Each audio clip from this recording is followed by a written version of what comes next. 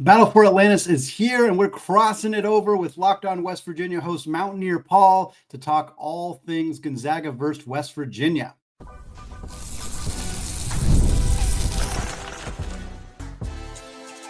You are Locked On Zags, your daily podcast on the Gonzaga Bulldogs. Part of the Locked On Podcast Network, your team every day. What is going on, y'all? Welcome into the Locked On Zags podcast, part of the Locked On Podcast Network, your team every day. I'm your host and longtime Gonzaga podcaster, Andy Patton, here to bring you news and updates on all things Zag athletics. Today is a special episode of Locked On Zags podcast, joined by Mountaineer Paul of the Locked On West Virginia show. Paul and I went deep on everything you can about this matchup, the history between Gonzaga and West Virginia, the keys to the game for Gonzaga, the keys for West Virginia, how the rest of the tournament might play out. Definitely check this one out. It is lots and lots of fun to talk about somebody else getting ready for the Battle for Atlantis tournament. What is up? Welcome in, guys. My name is Mountaineer Paul. This is a Locked On crossover episode of Locked On West Virginia and Locked On Gonzaga. Thank you guys for being here today. It's going to be a fun episode, man, and we don't get to do these every day.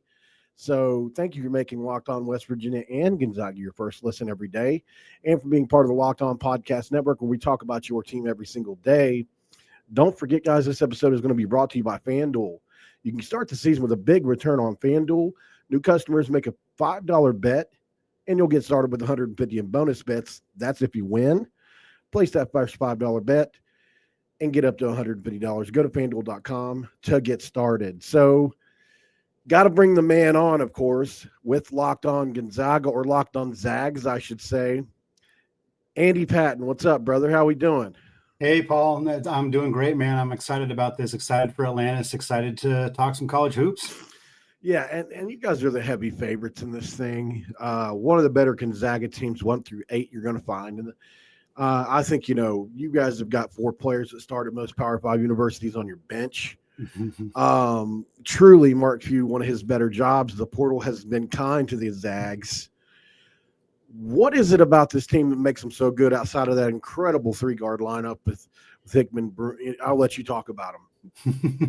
Yeah, I think what has really impressed me about this team in particular has been the effort we've seen on the defensive side of the ball. For the last half decade or so, outside of the championship run in 2021 when they had Jalen Suggs, the year after that, they had Chet Holmgren, but outside of that, they haven't had a lot of great defensive teams. And even that team with Chet, he was incredibly impactful. Obviously, we've seen him have that impact in the NBA as well, but that team wasn't great defensively, even with him. And coming into this year, I thought this team was going to be great offensively. I'm not surprised to see them at the top of Ken Palm's offensive efficiency ratings. I think I would have predicted that, or at least they'd be in that conversation. But they're a top 20 team defensively in the early going. And for a lot of teams, you play 5 games and you're doing really well defensively. Well, it's because you haven't played anybody yet. That's not the case for Gonzaga. They played a Baylor team that hasn't been as good as expected this year, but that's still a very good squad. They played Arizona State, who's looked better than expected. They played San Diego State, who just walloped Creighton in a game a few minutes ago as we're recording this. So for Gonzaga to be in this conversation defensively has really impressed me. I'm not surprised the offense is humming along the way that it is. Caleb Battle and Michael Ajayi were 2 players coming in who we kind of knew were going to bring it on the offensive side of the ball, but they've been very impactful defensively. And some of the other players who were on this team last year seem to have stepped up to contribute in that area. And I think that's what makes this team more dangerous than I think a lot of people expected they would be. This is I don't want to call it a rivalry because West Virginia's 0-5 against the Zags, but man, we played some close games with you guys. A couple games, truthfully, we should have won. The game in, what was it, 2017, yeah. that comes to mind, 58-61. West Virginia was in that down to the last shot. Man, what an incredible game that was. And you even go to the 20. And there was, but I mean, that was a really good basketball team West Virginia had that year with 2-time Defensive Player of the Year Javon Carter, Issa Ahmad, Daxter Miles, Nathan Adrian, Elijah Macon. That was press Virginia at its best. Gonzaga, I mean, Jonathan Williams, Jordan Matthews, Nigel Williams-Gross, Josh Perkins, Silas Melson. Like, dude, you guys had a squad that year too. What a game that was. And I don't know if this will replicate that, but man, I think if West Virginia, it's not if, but when. I think West Virginia gets rolling. Maybe not this year, but under Darian DeVries. I'm a huge believer in him as a coach.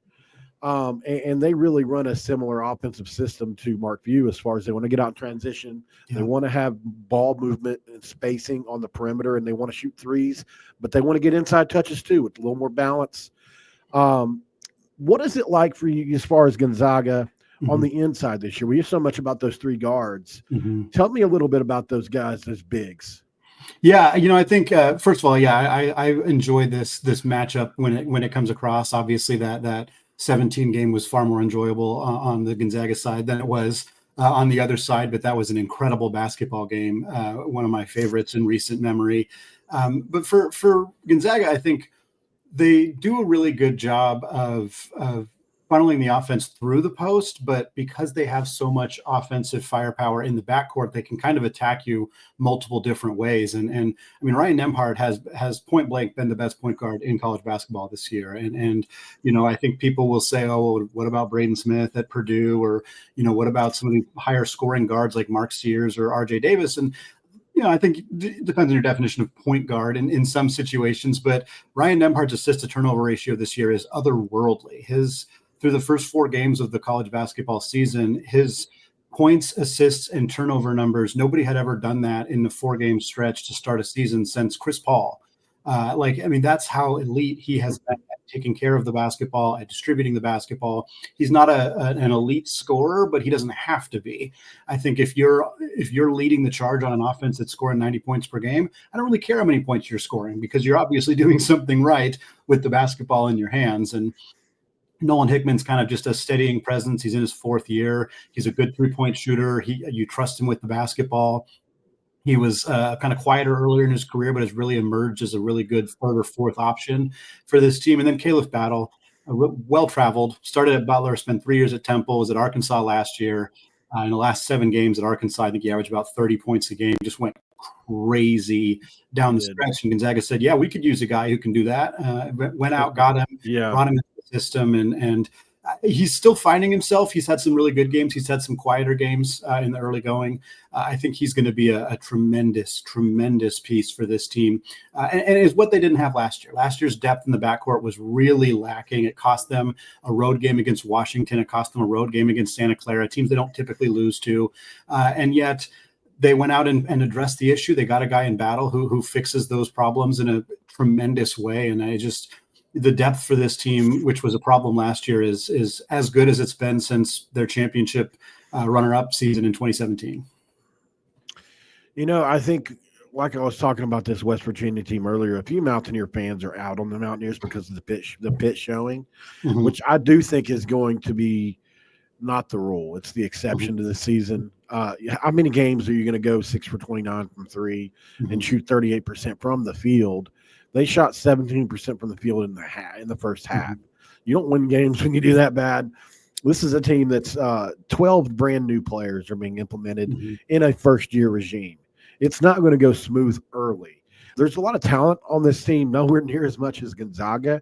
I think positionally, West Virginia has a couple guys that match up with Gonzaga. Tucker DeVries absolutely matches up, would probably start on a Gonzaga team. He would be great for what you guys do. 2-time Missouri Valley Conference Player of the Year. We love what he does. He stuffs the stat sheet.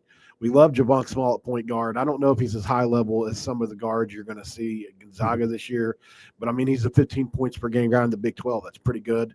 Yeah. Obviously, you get to Sincere Harris, who I think, and most people think, could surpass, and this is incredible to even think, that he could surpass a guy like Javon Carter at West Virginia on the defensive side of the ball. He actually has the tools to do it. One of the best all-ball in our history already. He's making incredible impacts. So we'll see. He's been able to take multiple guys out of the game. What do you think Coach View's offensive philosophy, defensive philosophy, do you think his mindset is in this game? Do you think he's thinking any further than West Virginia, or do you think he's looking at the rest of the field? Yeah, I'm sure they've scouted out some of the other teams that are in this thing. Obviously, the big storyline coming into Atlantis is whether there will be a Gonzaga-Arizona matchup, as Tommy Lloyd, the head coach at Arizona, was an assistant for Gonzaga for 20 years, and they have not played each other since he left to go take that job at Arizona. And so that I think that's the big storyline. But I can promise you, from everything I know about Mark Few and this team, that they're doing everything they can to not look ahead. That's the last thing they want to do is trip themselves up and not get an opportunity to play that game. Again, of course, that's assuming Arizona also takes care of business on their side of the bracket. But I think for Gonzaga, they're looking at this game as an opportunity to continue to work on getting some of the bigs going. Gonzaga's been very good so far this year without Graham Ike looking like the player that he was last year. Graham had a dominant second half against San Diego State, scored 20 points in that half alone. But really, outside of that half of basketball, he hasn't been what we saw from him in the second half of last year when he was dominating Hunter Dickinson at Kansas, and when he was, he scored 20 something against Kentucky in that game as well on the road. And so I think, you look at this West Virginia team, and I think there's not a ton of size. They do have a very good rim protector on the roster, in Eduardo Andre, and they have some other guys who play bigger than they are, and I think could trip up some of the players in the front court. But with somebody like Sincere Harris, who you mentioned being so good defensively, and some bigger guards, DeVries and Small are probably bigger than the players who are going to be guarding them, and are going to be able to kind of potentially create some length issues for Gonzaga in the backcourt. Right. I think the answer is to just pound the ball to Graham Ike and let him go to work. And if he's having an off night, bring in Braden Huff off the bench, who scored 20 points multiple times this year as a backup center, and let him go to work. And I think, Gonzaga has the advantage in the front court in this game, particularly offensively. And I have little doubt that that's what they're going to do to try to get the advantage in this game. As Mark Few's MO has usually been, he likes to get paint touches. Up next on Locked On West Virginia and Gonzaga crossover, what are the keys to this game for both? I think we just mentioned one, paint touches for Mark Few. What about from the West Virginia side of things? And what about this coaching matchup, man? I think this is a young up-and-comer versus a legend. It's kind of interesting. We'll talk about that and more up next on Locked On West Virginia and Gonzaga crossover.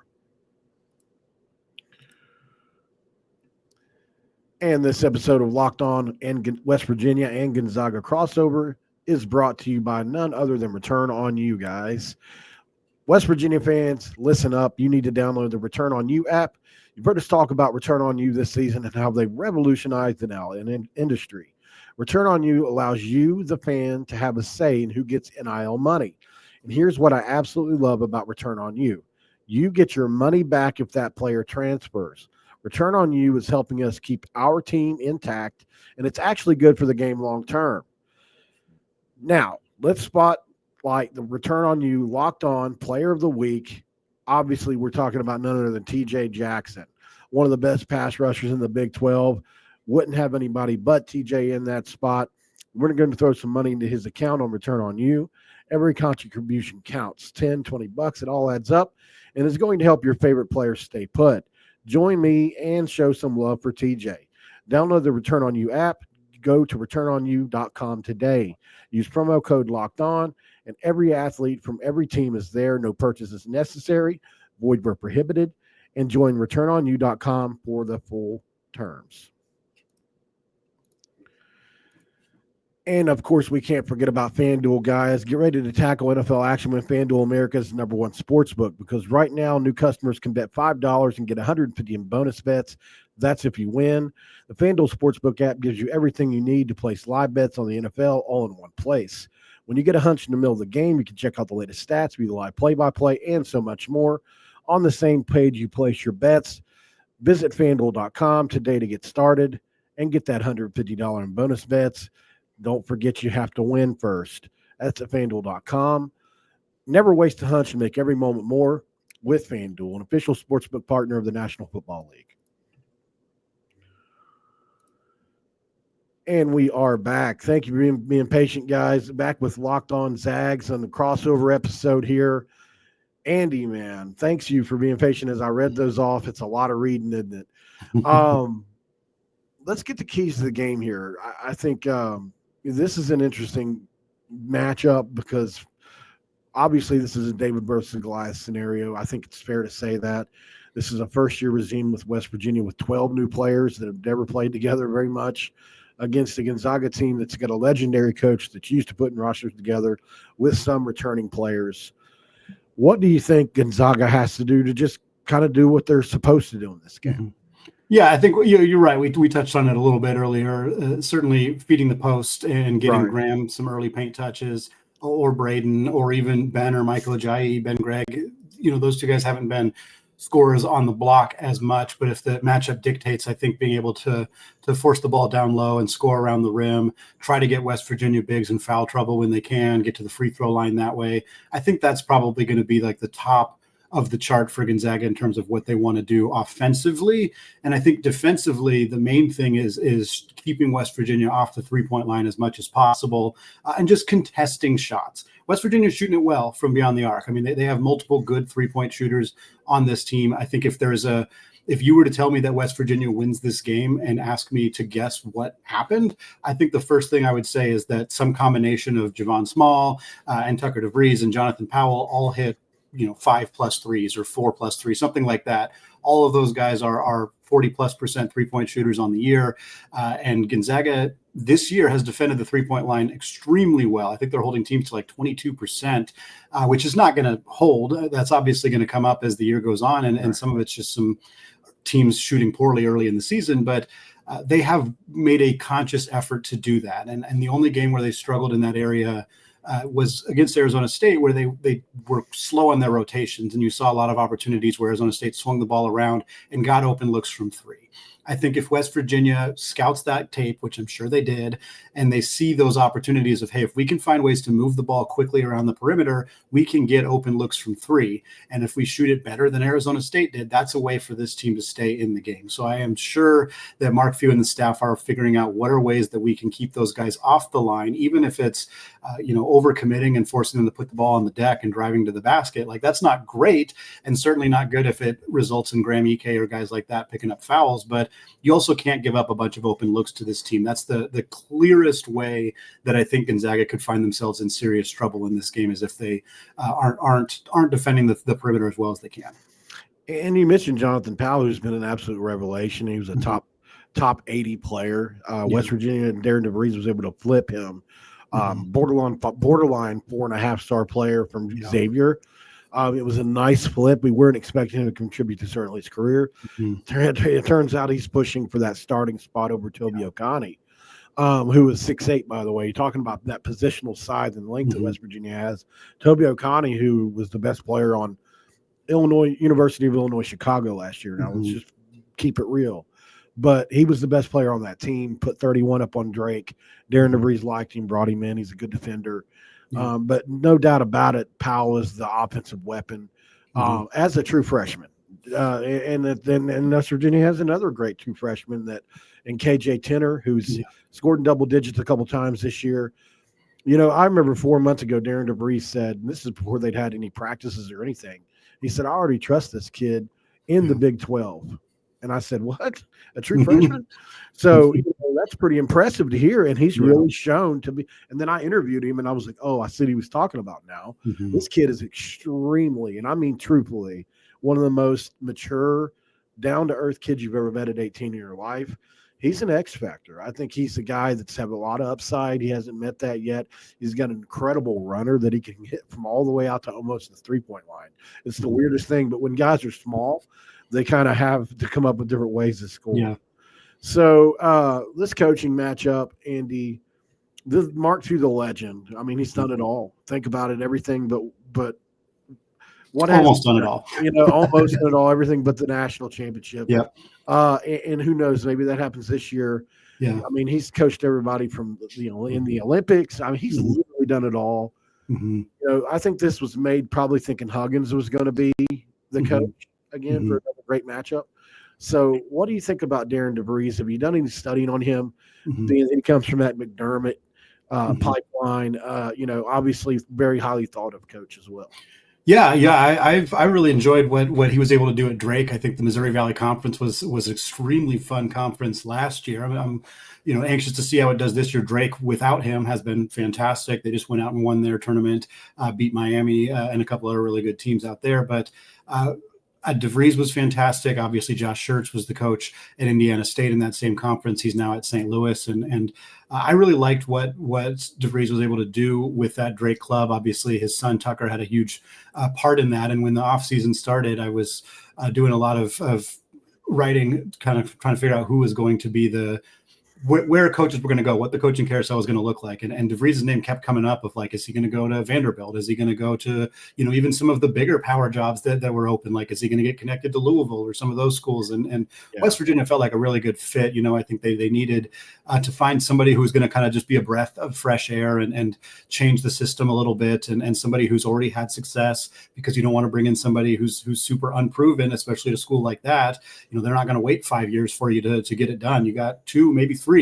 And DeVries, I think, is going to, within 2 or 3 years, you're going to know what kind of coach you got in him. And I think already the early returns with being able to flip somebody like Powell and seeing some of those freshmen develop, it has been really strong. I like the style that they play from what I've seen, from what I've read about them. Like you said, they're trying to get out a little bit more, trying to be a bit more offensively focused. And I think in the Big 12, being able to shoot the 3 ball well and score in a variety of different ways and outrun certain teams is what you really want to be able to do. And, I'm not super confident that this team is going to turn it all the way around in year one. The Big 12 is really good, but they're clearly going in the right direction. I think even after the first few games of the season, we can say that, and how some of these freshmen and younger guys are playing. And I'm optimistic. I think this was one of the better unheralded, not as talked about hires. I think Mark Byington at Vanderbilt was a really great hire, and we've seen that. And I think DeVries is right up in there as another very solid hire that didn't get a ton of press that I think is going to pay dividends for this team. I don't know how soon, but I think it's going to happen. I felt like, and I wrote about it as well, I felt like he was the second best guy out there behind Dusty May. That was my personal opinion. I liked Byington as well. I think he's great for Vanderbilt. West Virginia chose DeVries over Byington. I think, if you gave Byington the option, he probably picks West Virginia over Vanderbilt as well. Yeah, I think so. It's a better job from what Bob Huggins is able to do with our facilities and everything. Before we go to break, though, I wanted to mention Ben McCollum. You mentioned him at Drake. Ren Baker, West Virginia's athletic director, actually made that hire whenever he was at Northwest Missouri State, where he won 3 or 4 national championships. He's going to be an elite coach. I have no doubt that he's going to be great at Drake. So great call on how good they've been to start the year. Up next on Locked On West Virginia and Gonzaga crossover, guys. Obviously, we've got to talk about the prediction and the score. You don't want to miss that. Stick around.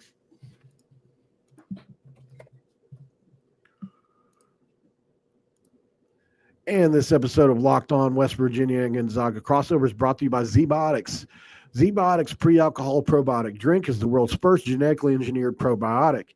It was invented by PhD scientists to tackle rough mornings after drinking, and here's how it works. When you drink, alcohol gets converted into a toxic byproduct in the gut. It's this byproduct and not dehydration that's to blame for your rough next day. Pre-alcohol produces an enzyme to break this byproduct down. And just remember to make Zbiotics your first drink of the night. Drink responsibly, and you'll feel best tomorrow. I do not drink, but this is how you use it. Drink pre-alcohol for best results. Make it your first drink of the night. Drink responsibly, pace yourself, hydrate, and get a good night's sleep, and then enjoy tomorrow and wake up feeling refreshed and ready to take on the day. Go to zbiotics.com/LockedOnCollege to learn more and get 15% off your first order when you use Locked On College at checkout. Zbiotics is backed with a 100% money guarantee, so you're ever unsatisfied for any reason, they'll refund your money, and there's no questions asked there. Remember to head to zbiotics.com/LockedOnCollege and use the code LockedOnCollege at checkout for 15% off. And we're back with Locked On Gonzaga, or Zags. I keep wanting to say Gonzaga. Andy Patton, man, thank you so much for being here. Can you tell everybody what you do over there? If you've got any websites you want to promote, and obviously I think you're over on X at Andy Patton CBB. Yes. Yep. Andy Patton, CBB on X. Locked On Zags also hosts co-host the Locked On College Basketball podcast with Isaac Shade, who's the host of the Locked On Tar Heels. So we're talking college hoops all the time over there. I'm also the lead college basketball writer for USA Today's College Sports Wire. You can check out collegesportswire.com. Check out the college basketball content there. Awesome, man. And thank you to the 150 you guys watching over on X right now, and for the looks like on 30 or so of you watching on YouTube, a little bit lower for this one. That's okay. I'll take 200. That's not too bad. This is a game where obviously this could go a bunch of different ways. Gonzaga is going to be heavily favored. I didn't get to see the FanDuel line on this. Have you seen the FanDuel line on this? 14.5. I just pulled it up. 14.5. So I meant to read that off when I did the read. 14.5 for FanDuel. I think that's probably about right. If I were a betting man, I think that's right there where it's going to be. I think Gonzaga wins this game, but I won't be surprised if West Virginia makes it close, especially if they start making shots early and don't do what they did at Pitt. But, I mean, just looking at it objectively, this is a West Virginia team, like I said a couple times on the show. You've got 12 brand-new guys that have never played together. This is like their fifth game together, sixth game together, whatever it is. The one guy that returned to redshirt, so he doesn't count. Right. And one of your best 20 points per game scorers still isn't healthy yet.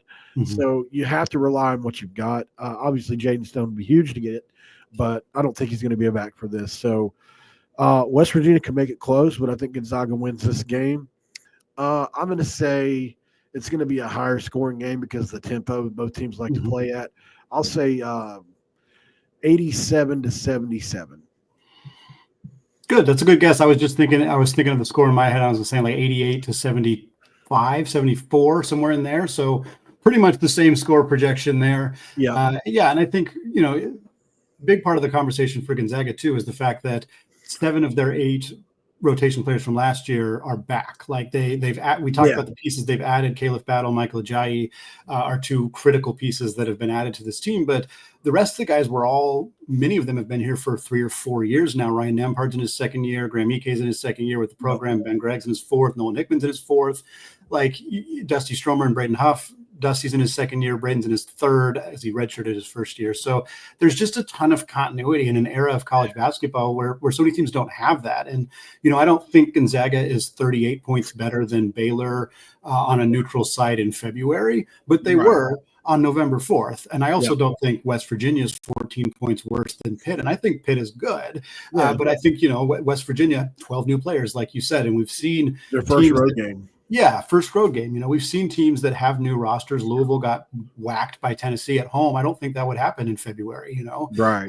I think some of these teams are just, they're just finding that. And with a new coach and a new roster, I mean, there's just a lot of things that Coach DeVries is figuring out. And I think a big part of this game for them is, if they do lose by 12 or 15 points or whatever, which is a reasonable expectation, then you get another opportunity. You get either Louisville or Indiana. We've kind of Louisville in a similar position to West Virginia in a lot of ways.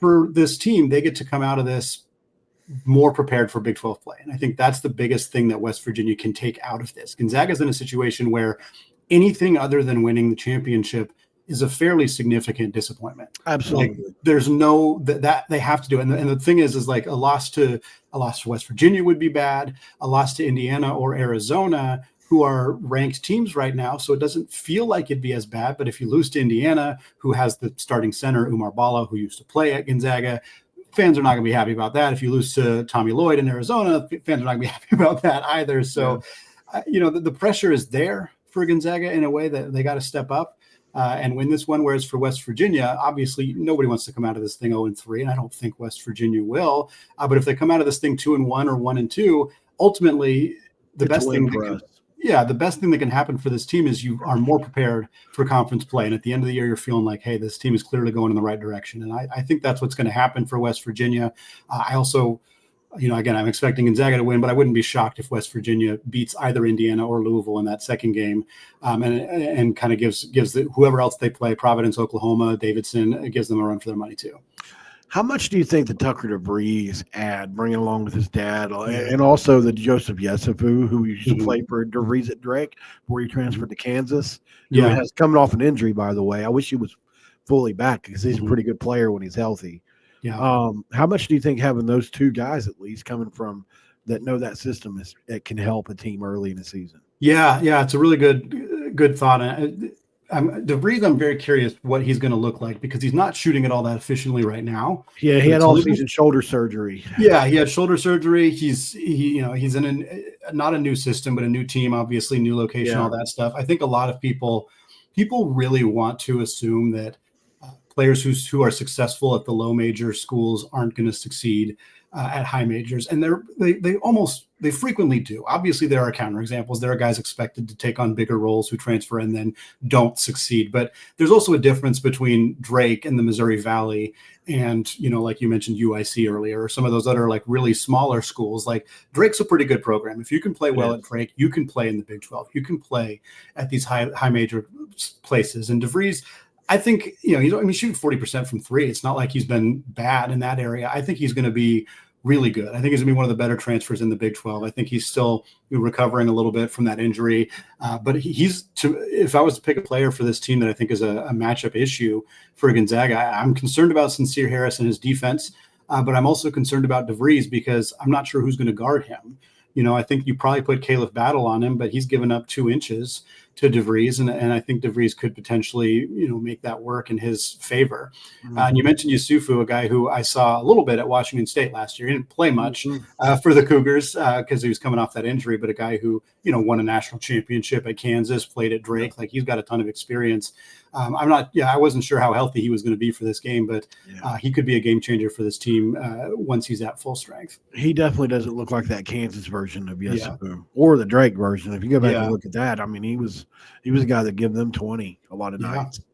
So I think I had Tucker on. We did an NIL deal with Tucker before I transitioned to Locked On, and he was a pleasant dude to have on. Man. He really was. But that shoulder surgery was the second one he's had in consecutive seasons. So they had to do less this time around, and then he was able to practice for about 3-4 months before the season. But admittedly, he's not 100% back, obviously, as far as game shape especially. But if you look at some of the games he's had this year, he really stuffs the stat sheet. I mean, he's close to a double-double almost every game. He's got 6-8 rebounds every game. Like he does other things, and he gets his hands on a lot of balls. You wouldn't know it, but he gets he averaged 2 steals a game last year. So, I mean, he's a guy that gets his hand on balls. He's really long. So I think he can make an impact. Really appreciate you for coming on, man. It's been 32 minutes. I think we're a little bit over, which is fine. Talking basketball, sometimes I wish it could last a little longer, Guys, thank you for joining us here. Make sure you go follow Andy. And for those of you on the Gonzaga side of this, make sure you follow me if you want to. If you want to follow the Big 12 at Andy Patton CBB. I'm at Paul Mountaineer on X. And we want to thank you guys for making Locked On Zags and Locked On West Virginia for your first listen. If I could ask you to do me a favor, though, go to Locked On Big 12. Drake Toll, he leads the country, man. He really is one of the best in the business. And he pulls no punches when it comes to anything related to the Big 12. You can find him on YouTube or wherever you get your podcasts. I don't have much else, man. I think, it's going to be a fun game tomorrow, Andy. What say you? Yeah, I will also echo to go follow Drake and Locked On Big 12 because he's one of my favorites, and that show is fantastic. And I know a lot of Zag fans are interested in Big 12 basketball, even if that's not the direction that Gonzaga is ultimately going. But I'm excited about this game. I'm excited about Atlantis. Having watched so many games in Maui, I'm ready for our tournament to begin. All right, guys. Thank you guys for coming in this episode. It's going to be fun. We'll do an after show tomorrow here on Locked On West Virginia. Are you doing one, Andy? I will be doing one. Yep. So make sure you check out our respective post-game reports on this game, and we'll see you then, guys. We're out.